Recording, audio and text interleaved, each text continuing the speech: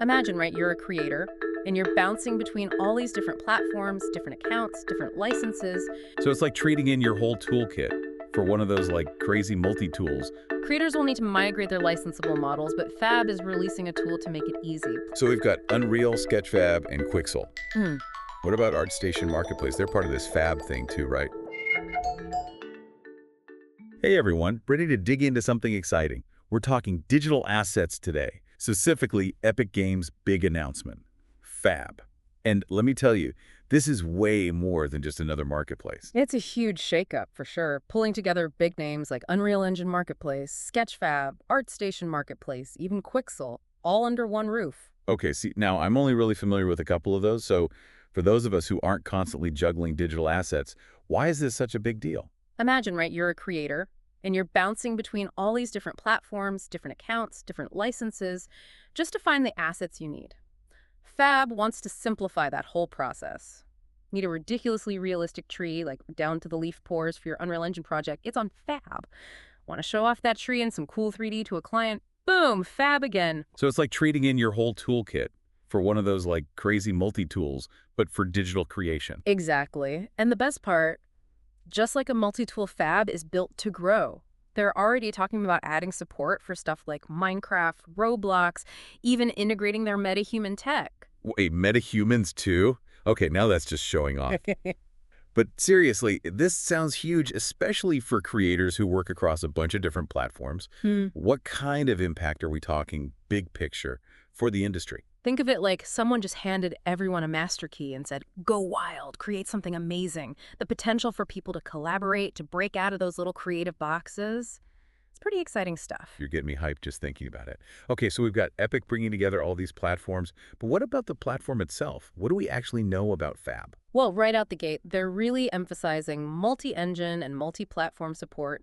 We're talking assets that work seamlessly in Unreal, Unity, Blender, Maya, you name it. Hold up, so you're telling me I could, like, grab a cool texture or the 3D model and use it in totally different programs without any hassle? That's the idea. No more searching for different versions of the same thing, no more compatibility nightmares. FAB is all about letting creators focus on creating. That is seriously refreshing to hear. Sounds like they're all about making life easier for creators. And speaking of easier, that new 3D viewer they're launching, game changer. Absolutely. Being able to preview assets in real-time 3D, huge difference. Like, think about it. It's the difference between seeing a picture of a car and actually getting to test drive it. No more crossing your fingers and hoping what you see in the little thumbnail is actually what you're getting. So far, FAB is ticking all the boxes, but there's got to be more to it than just convenience, right? Oh, there's a lot more. Actually, there's one feature in particular that's got everyone talking. All right, spill the tea. What's this FAB feature that has everyone buzzing? 100% revenue share for creators, at least until the end of 2024. Okay, you weren't kidding about shockwaves. That's practically unheard of. Most platforms, even if they take a small cut, creators never get the whole pie. What's Epic's angle here? Power move, for sure. They're sweetening the deal to attract the best creators. Flood the platform with top-tier content, you know. Basically saying, come build your digital empire on FAB. Exactly. And they're giving away free megascans for the same period, right? Yeah. Megascans, they're like ultra high quality 3D scans of real stuff, trees, rocks, textures, you name it, super realistic. And Quixel, the company that makes them, you got this huge library, and now it's all free on FAB until the end of next year, at least. Okay, now even I know that's a big deal, and I'm no 3D art master. Giving away such valuable stuff for free, that's got to be part of their grand plan to get everyone on board. It's a smart move. Makes it easier for new creators to jump in and gives the pros even more toys to play with. Everyone wins. Everyone loves free toys. It's like they're handing everyone a pro-grade toolkit overnight. I can only imagine the crazy stuff people are going to create. Speaking of game changers, though, we have to talk about AI. FAB is tackling the AI transparency issue head-on, right? Yeah, and that's a big one for artists, especially with all the AI-generated art out there. FAB is making it mandatory for sellers to disclose if their products used AI. Big step towards transparency. So, transparency and control for creators, which seems to be a recurring theme here. It sounds like Epic's trying to empower creators in this new AI world rather than leave them in the dark. Absolutely. They're setting clear boundaries, giving creators more say in how their work is used. Okay, so far so good, but now we got to talk about the elephant in the room, the transition. What happens to everyone who's currently using these platforms that are being, like, absorbed? Let's start with Unreal Engine Marketplace. That's the big one. Yeah, for Unreal Engine sellers, it seems pretty straightforward. They log into this new FAB publishing portal with their Epic Games account, few clicks here and there, migrate their content, and they're good to go. Sounds simple enough. What if they don't want to migrate their stuff, though? Well, the Unreal Engine Marketplace is sunsetting when FAB goes live in mid-October, so no choice about migrating the content itself, but they can choose to switch to FAB licenses. Although if they want all the FAB perks, like that 100% revenue share, they'll have to manually update to the new licenses. Gotcha. So, no forcing people into the new system entirely. What about people who've bought stuff from the Unreal Engine Marketplace, like in the past? No worries there. Everything they've bought is still accessible through the Unreal Engine Vault. Phew, good to know. Sounds like they're trying to make this as painless as possible, even for the folks who are a little hesitant to change.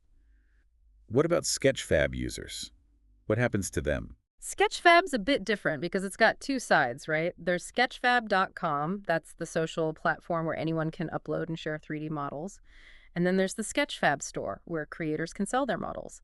The good news is sketchfab.com isn't going anywhere. So it's not a complete takeover. Fab is being a bit more selective. Right. It's more about integrating the key features, the stuff that makes sense for Fab, while letting those communities do their thing. The SketchFAB store, however, that's being rolled into Fab. Creators will need to migrate their licensable models, but Fab is releasing a tool to make it easy. Plus, there's that more powerful 3D viewer we talked about, more flexible licensing options, and obviously, that sweet, sweet revenue share. It's starting to feel like Fab is aiming to be the ultimate one-stop shop, bringing everything together, streamlining the whole process. Okay, so we've covered Unreal Engine Marketplace and SketchFAB, but what about Quixel and all those gorgeous mega scans? They're moving to Fab too, right? They are. And like we said, all that Megastans content will be free to use till the end of 2024. But there's a but coming, isn't there? Well, in 2025, they're planning to start charging for most of that content. Ah, the classic free for a limited time model. I bet people are going to be grabbing mega scans like it's going out of style. Probably. But hey, it's a smart move by Epic. Get everyone hyped with free premium content, then once everyone's hooked, they introduce a subscription model. Makes sense. Hopefully it's not too much of a sticker shock after the free ride is over. So we've got Unreal, SketchFAB, and Quixel. What about ArtStation Marketplace? They're part of this Fab thing too, right? They are, but that transition isn't happening until 2025. We don't have all the details yet, but safe to assume it'll follow a similar pattern. Consolidation, streamlined workflows, Yeah. focus on the creators. Got it. So we've talked about the what and the how of Fab, but what about the why? Like, why should we be excited about this? Big picture time. We've talked about all the details, the platforms, the free stuff. But looking ahead, what gets you really fired up about Fab in the long run? It has the potential to completely change the game for digital assets, like really shake things up. Because it's not just about making assets easier to get, it's about connecting all these different creative worlds. So it's not just the what, it's the how we actually use these assets to create and collaborate. Exactly. Imagine like a game developer, a filmmaker, and someone designing for VR, all working together seamlessly, sharing assets no matter what tools they're using. That's the kind of creative energy Fab could unleash. No more creative silos, more like a creative free-for-all. Right. And don't forget, they're already planning on adding support for Minecraft and Roblox assets. That's huge for creators in those spaces. Yeah, that's a whole new world opening up. And it goes back to what you were saying about breaking down those barriers between different creative fields. Fab isn't just for, like, the established game devs and 3D artists. It's about giving anyone with a cool idea the tools to make it happen. Exactly. And speaking of cool tools, did we mention Metahumans are coming to Fab? Oh, yeah, that's right. The Metahumans are going to blow some minds. For anyone who hasn't seen them, they're these crazy, realistic, digital humans. You can customize how they look, make them move, even use them for live projects. It's wild. It's like having a whole cast of virtual actors at your beck and call. The possibilities for indie filmmakers, game devs, even teachers, it's incredible. High-quality characters without the Hollywood budgets. FAB is giving people the power to tell bigger, more ambitious stories. I'm excited to see what kind of creative explosion comes out of this. It's going to be big. Yeah. Because like we've been saying, this isn't just a new marketplace. FAB could completely change how we create, how we share, how we experience digital stuff.